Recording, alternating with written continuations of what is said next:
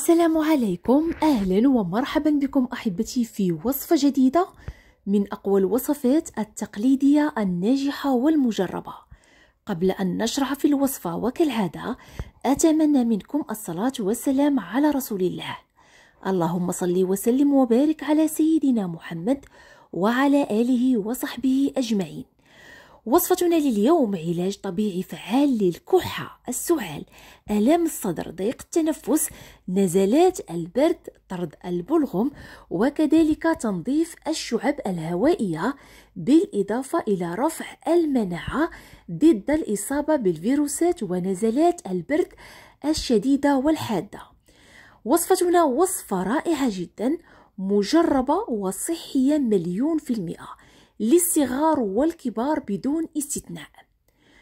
قبل أن نشرع في المكونات أتمنى منكم أحبتي مشاركة الوصفة مع كل من هو مريض ومع كل من هو يعاني من الضيق التنفس، من الحساسية، وكذلك من ضعف المناعة.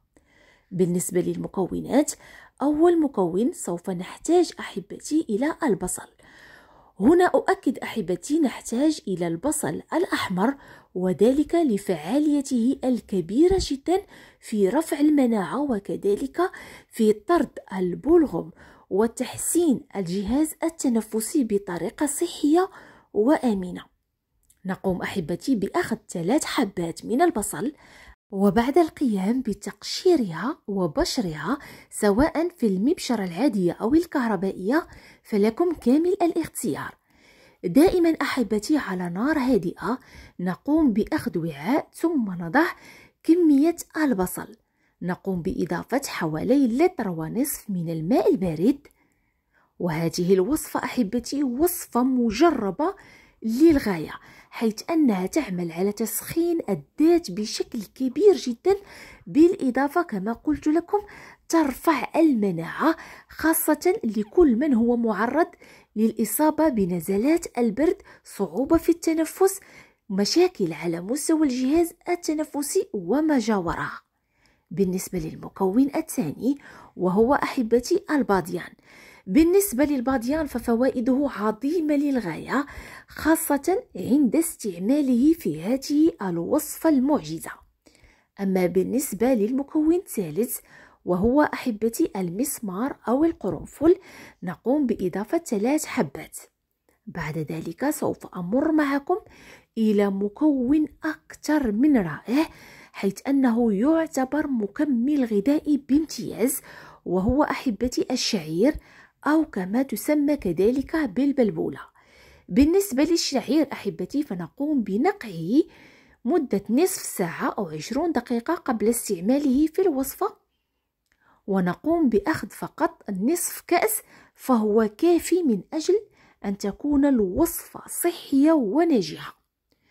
دائما على نار هادئة نقوم بترك المكونات حتى تطهى جيدا.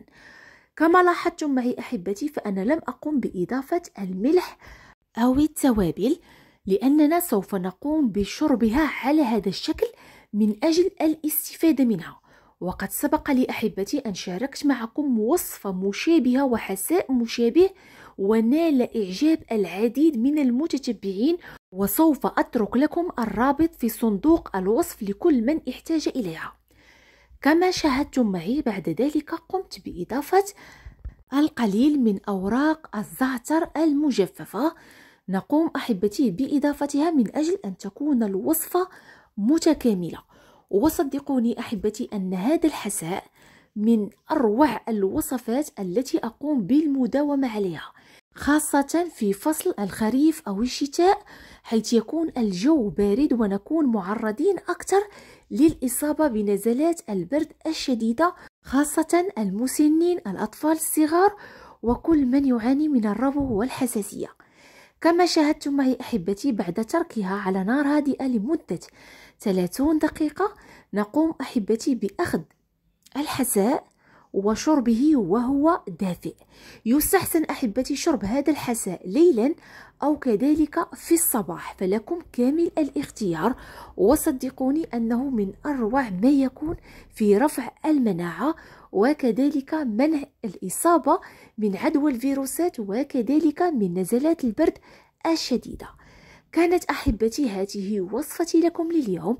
كالعادة لا تنسوا مشاركتها مع كل من هو مريض، ولكم كامل الأجر والثواب.